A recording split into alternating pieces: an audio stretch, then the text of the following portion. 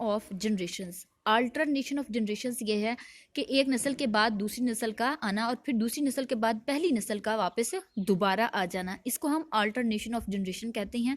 अगर हम यूं कहें कि स्पोरोफाइट के बाद गेमेटोफाइट और गेमेटोफाइट के बाद स्पोरोफाइट का आ जाना, तो इसे हम अल्टरनेशन ऑफ जनरेशन कहेंगे।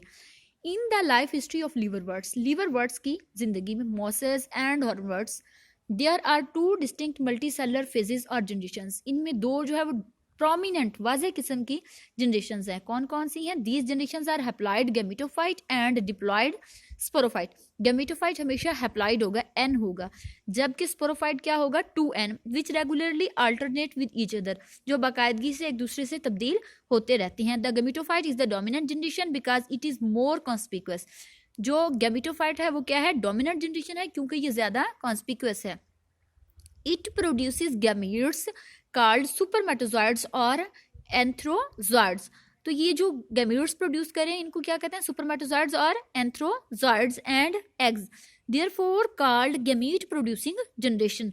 A haploid supermatozoid fuses with a haploid egg to produce diploid oospore. The oospore does not produce the gametophyte directly. अब जो oospore है वो डायरेक्टली gametophyte को जनरेट नहीं करेगा, but produces a totally different plant called sporophyte. ये अब जो है oospore किसको प्रोड्यूस कर रहा है? स्पोरोफाइट को। The sporophyte in bryophytes is a less conspicuous generation which is usually differentiated into foot, seta and capsule. अब क्योंकि जो स्पोरोफाइट है वो किस किस चीज पर मुश्तमिल है? एक फुट पर, सीटा पर और कैप्सूल पर। एंड आल्सो कॉल्ड स्पोरोगोनियम, और इसको हम स्पोरोगोनियम भी कहते हैं। Spores develop with in the capsule by reduction division meiosis from spore mother sales. अब स्पोर डिवेल्प कहाँ होती है? With in the capsule, capsule के अंदर, बाय रिडक्शन डिवीजन यानी कि मियोसिस के प्रोसेस के जरिए से, from spore mother sales, spore mother sales से। The sporophyte produces spores and is therefore called spore producing generation. Sporophyte create कर रहा है स्पोर्स को और इसीलिए ये स्पोर प्रोड्यूसिंग जनरेशन है। The spore on germination does not develop into a sporophyte. अब जो स्पोर्स जो हैं वो स्पोरोफाइट में डिवेल्प नहीं होंगे, but give rise to gametophyte, जबकि क्या बनाएंगे? गैमेटोफाइट को। Thus in the life history of a bryophytic plant the two generations, the gametophyte and the sporophyte, regularly alternate with each other. ये बाकायदगी से एक दूसरे से तब्दील होते रहते हैं। The phenomena of alternation of gametophyte and sporophyte in the life history of a plant is called alternation of generations. So ये यहाँ पर अब हम देखते हैं कि गैमेटोफिटिक मल्टी सेलर है और हैप्लाइड है, एन है। माइटोसिस के प्रोसेस के जरिए से हैप्लाइड गैमीट्स क्रिएट हुए हैं, एन जब एन के साथ फ्यूज होगा तो क्या बनेगा? फर्टिलाइजेशन के प्रोसेस के जरिए से डिप्लॉइड जाइगोट। जो जाइगोट डिप्लॉइड क्रिएट हुआ ये माइटोसिस के प्रोसेस के जरिए से गुजरेगा और sporophyte multi cellular diploid 2n create करेगा, जो मियोसिस के प्रोसेस से गुजरते हुए हैप्लाइड स्पोर्स को क्रिएट करेगा, जो माइटोसिस के प्रोसेस से गुजर के अगेन जो है वो गैमेटोफाइट या मल्टी सेलर हैप्लाइड को क्रिएट करेंगे। It should be noted that the gametophyte or haploid stage begins with spores and ends at gametes.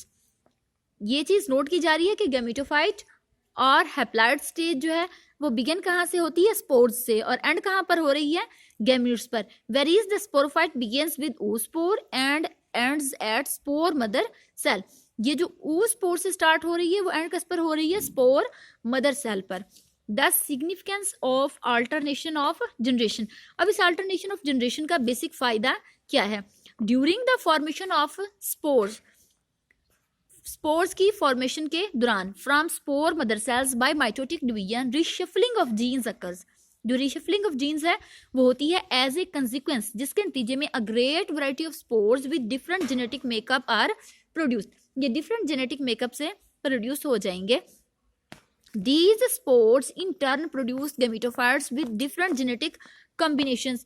अब ये जो स्पोर्स जब गैमेटोफाइट को क्रिएट करेंगे तो इनका जेनेटिक मेकअप भी डिफरेंट होगा। The gametophytes with better genetic makeup will have a better chance for survival in the environment where they occur. तो इनके सर्वाइवल के चांसेस भी ज्यादा बेहतर होंगे। ऑन द अदर हैंड, दूसरे हाथ पर, the gametophytes with less advantageous characteristics will be eliminated, तो जो कम कैरेक्टरिस्टिक्स होंगे, जिनका फायदा नहीं होगा, वो एलिमिनेट हो जाएंगे. There is no reshuffling of genes during gametogenesis in the gametophyte as gametes are produced after mitosis. तो इस प्रोसेस में जो है रिशफलिंग ऑफ जीन्स मुमकिन नहीं होता.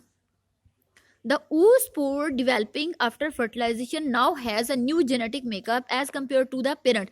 अब जो oospore क्रिएट हुआ है उसके पेरेंट के मुकाबले में जेनेटिक मेकअप काफी चेंज है. This genetic variation possesses to the new sporophyte, ये न्यू स्पोरोफाइट के जरिए से क्रिएट होंगे, which on maturity once again produces further genetic recombination, जो फिर जेनेटिक रिकम्बिनेशन के जरिए से अगेन आगे एक नई नस्ल को प्रोड्यूस करेंगे, which are transfer to the gametophyte, जो कि गैमेटोफाइट में ट्रांसफर हो जाती हैं.